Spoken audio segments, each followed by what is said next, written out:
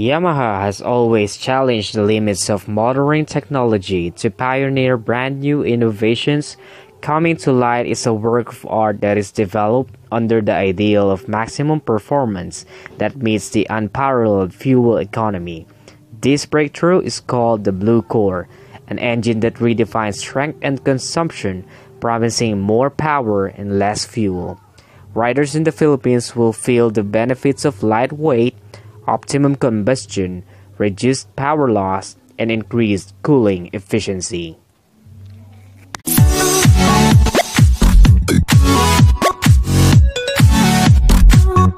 Alright, let's go! Mio! Dami ng bagong labas na motor pero bakit Mio pa rin ang nagustuhan ko? Ganito kasi yan. Sa mundo ng motor, malaki na ang naiambag ng Yamaha Mio. Pagdating sa handling, comfortability, gas consumption, convenience at durability, talagang nakaukit na sa tao ang Yamaha Mio. Especially 125cc's. Kung gusto mong bihisan o i-set up, o di naman kaya ay magkaroon ng aberya sa kalsada, mabilis hanapan ng pyesa. Kahit saan, meron kang makikita. Isa sa paborito kong Mio na sa palagay ko ay underrated pagdating sa reviews sa YouTube or Facebook ay ang Yamaha Mio Soul Eye 125. I got a 2018 version, talaga namang panalo sa performance. Ewan ko ba't din nila nire-review. So, I create my own review.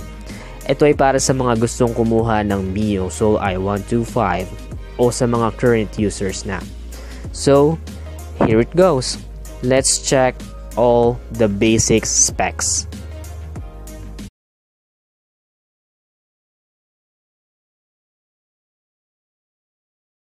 Let's check the specs. It is capable of producing 9.4 PS of max power at 8,000 RPM and 9.6 Nm of peak torque at 5,500 RPM. It is single overhead cam 4-stroke air-cooled 2-valve with kick and electric starter. Single cylinder. It is an automatic scooter. Weight is 94 kilograms. Seat height is 773 mm. Fuel tank is 4.2 liters. Suspension is telescopic. Front brake is hydraulic single disc. Rear brake is mechanical drum brake with 14 liters seat storage and 135 mm ground clearance.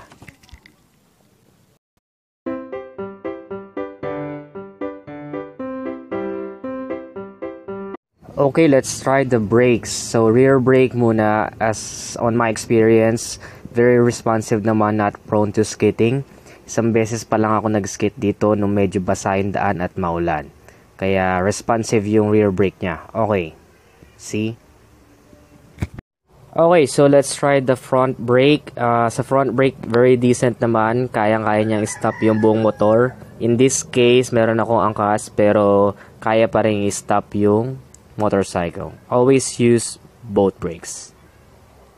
Okay, last, let's try both brakes. Ito yung talagang gusto ko sa Yamaha. Talagang kayang-kayang stop yung motor, lalo na pag both brakes. Siguraduhin kabisado ang brakes para alam ang gagawin.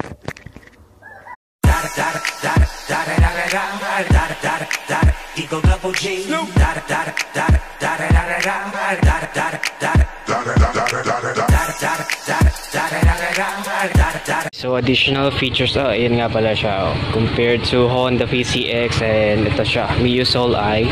So kung gusto niyo siya i-compare sa ibang motor, just comment down below kung saan motor niyo siya gustong i-compare.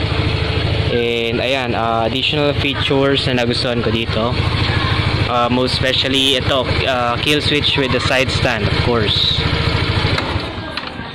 Okay, tapos yung kanyang shock sa likod, kahit may angkas, stiff, so hindi masyadong matalbog, kaya maganda. Ang hindi ko lang nagustuhan is yung kanyang tires, hindi pa siya tubeless.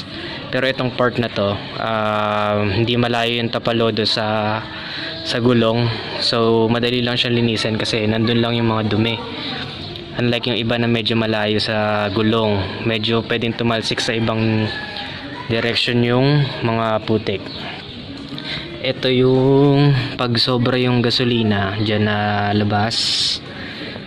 Tapos ito yung kanyang compartment, kasya naman yung mga gamit, raincoat, yun kung ano pa man. 4.2 liters yung itong gas tank. Ito ay 14 liters storage. Yung bulsa, syempre pwede maglagay, hindi matatanggal agad. Ito pa, nagkamali ako nung una kong hugas yung green ng Scotch Brite. Ko siya, so nagasgas agad siya. So yun, may mga parts siya nagasgasin. Ito medyo gasgasin pag mali yung kuskus. Ito din, tumama sa medyo gasgasin siya. Pag tumama sa pader na medyo maligasgas, gasgasin siya. Yun lang, LED na yung kanyang headlight. Maliwanag naman sa gabi. Aesthetic wise, wala. Yamaha talaga parang pumapasok sa isip ko agad Valentino Rossi pag sinabing Yamaha, di ba? Yung nagpanalo sa kanya. So yun lang, additionals lang. So yep, hope you like it. Give it a thumbs up, subscribe. Yung quality ng plastic ng fairings niya, sobrang ganda. Hindi yung tipong pag nabunggo, magsha-shatter into pieces.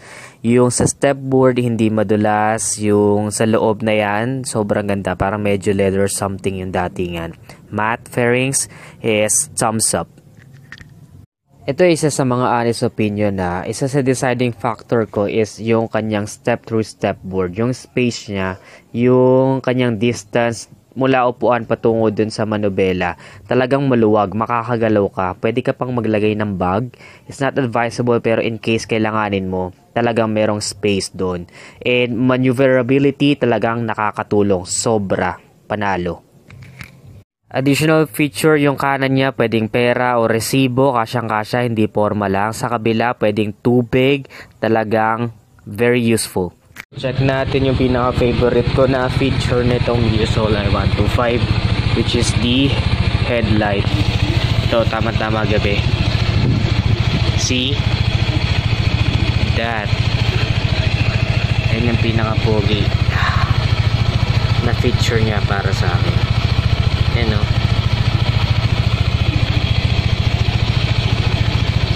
Stunning.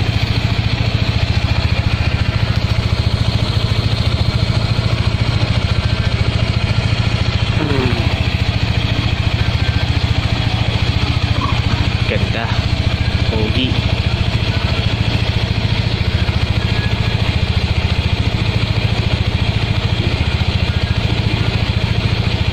Tail light sa gabi.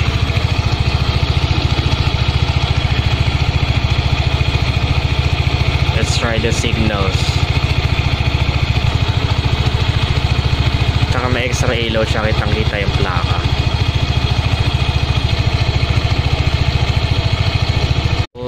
Yung kanyang gauge, speedometer, ayan siya sa gabi. Very classic lang siya, though it's not yet digital, but for me classic is good. Gustong gusto ko siya, yung itsura niya sobrang classic lang. Signal lights,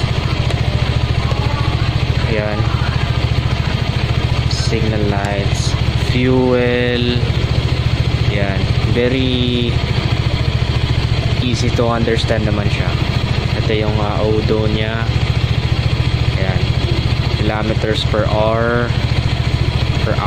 And then ano pa ba? Ito. Yung high beam. Low beam. High beam. Low beam. Malakas naman yung ilaw niya sa gabi. Tapos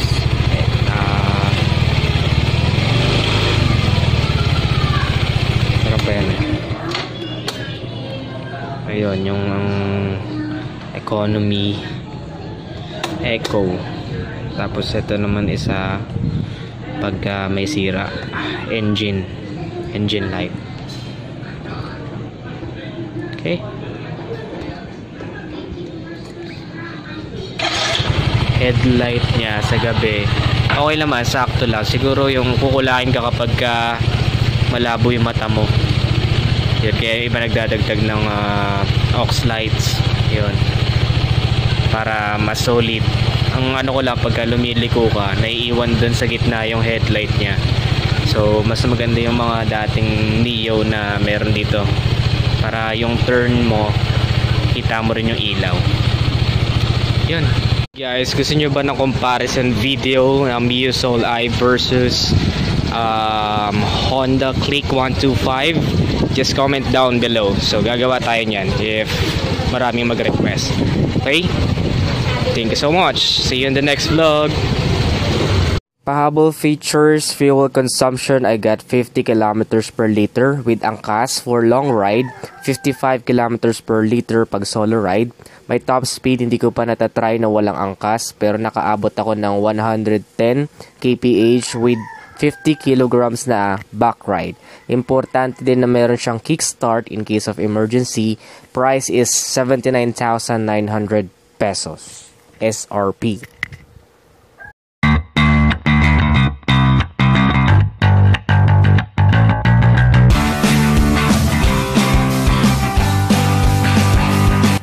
Ang tanong, ito ba ang motor na bagay para sa akin?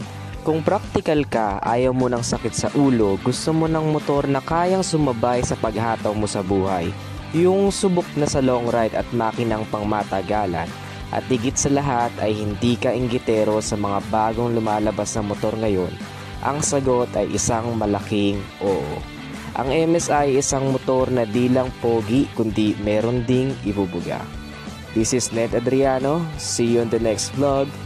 Subscribe, like, and share. Bye-bye.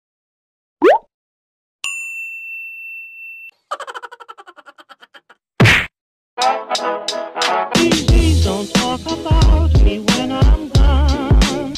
Oh, honey, no, our friendship ceases from now on. Please don't talk about me.